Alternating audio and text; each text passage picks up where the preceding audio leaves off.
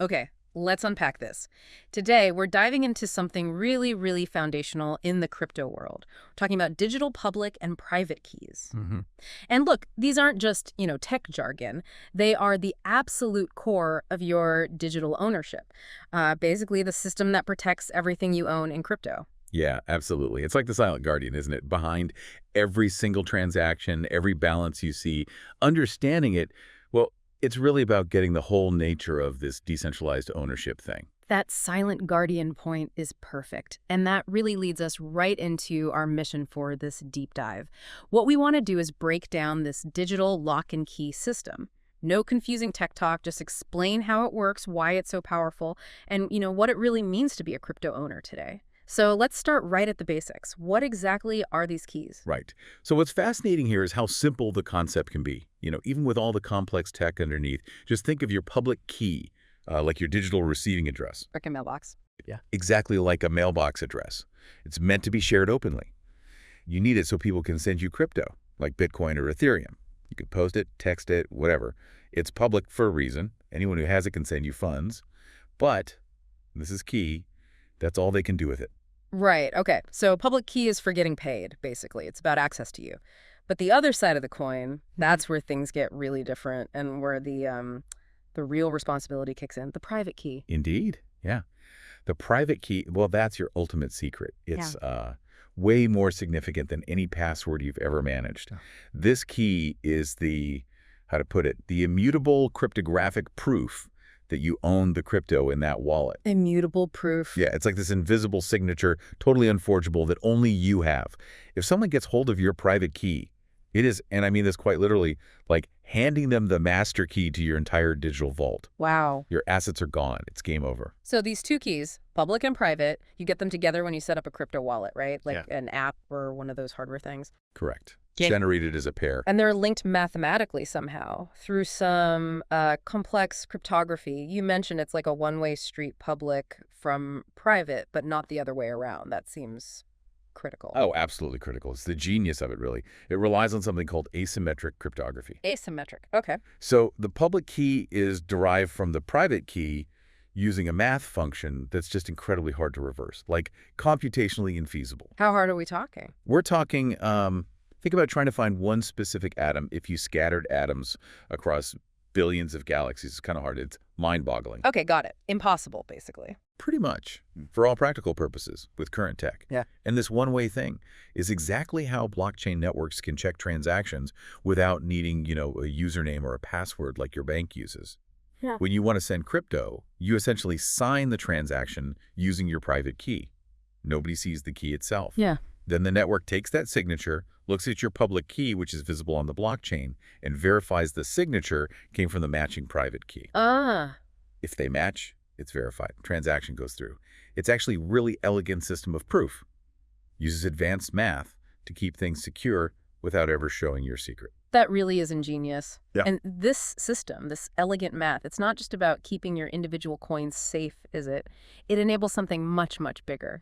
True digital self-sovereignty. I mean, for the first time ever, people can actually control their own wealth and send it anywhere globally without needing to trust a bank or, any single company. Exactly. That's the revolutionary part. That's the power of these keys. Which also means, and this trips people up sometimes, you never really own cryptocurrency like you own a dollar bill in your hand. Good. Yeah. What you actually own is the access. You own the private key that controls those funds on the blockchain, which is why you always hear that saying, not your keys, not your coins. Yes. And that brings up a really important point about custodianship. It has huge implications. Think about it. If you keep your crypto on a big centralized exchange, well, you're not actually holding your private keys. The exchange is. Right. You're trusting them. You're trusting them completely. And we've seen, unfortunately, how badly that can go. Matt Gox way back when, FTX more recently, BlockFi cases where user funds just vanish. These were disasters. They're not just stories. They're stark reminders about where the real control lies. It really highlights that massive shift from just trusting a third party to taking absolute individual control and responsibility. It really does make you pause and think about how we've always viewed ownership, doesn't it? It's a total paradigm shift from, the bank account model we all grew up with. So bottom line, those private keys, They are absolutely sacred. If you're serious about crypto, you just have to treat them that way. Absolutely. Paramount. The security of your private key is everything. You need to physically write them down, store them offline, like not connected to the internet at all. Some people even engrave them into metal plates. Wow, really? Metal? Yeah, for fireproofing, waterproofing, whatever it takes to keep them safe and totally isolated from online threats. The critical thing, and listen carefully here, is never screenshot them. Never upload them to cloud storage like Google Drive or Dropbox. And definitely never text them to yourself, not even just this once, for convenience. That sounds like common sense, but people do it. People do it, and they've lost millions. Millions. Yeah. From one tiny mistake, because that control is so absolute. One slip, and it can all be gone. Okay, so given how vital this private key is, maybe we should just quickly clarify one more term people hear a lot. The seed phrase, or recovery phrase. Ah, yes. Good one. You know, that list of 12 or 24 random-looking words you get when you set up a wallet, that's not just some backup code. You need to understand that is your private key, just in a more human-readable format. Essentially, yes. It's the master key represented as words. That string of words is your digital fortune. It's your ultimate access. If someone gets that phrase, your funds are gone, no questions asked. So let's bring this all together. What does this really mean for you listening right now? In this world of crypto, you're not just an investor looking at charts. You are a guardian. You're a digital key holder. And that comes with this unique, pretty profound level of personal responsibility. The security of your private key, it's just non-negotiable. And that mantra, not your keys, not your coins, it isn't just catchy. It's the fundamental truth of how digital ownership works here. There's no bank helpline, no locksmith coming to rescue you if you lose that key or give it away. You are the only one. And this profound shift, towards individual control, absolute responsibility for your own digital assets, it really raises a crucial question to think about after this.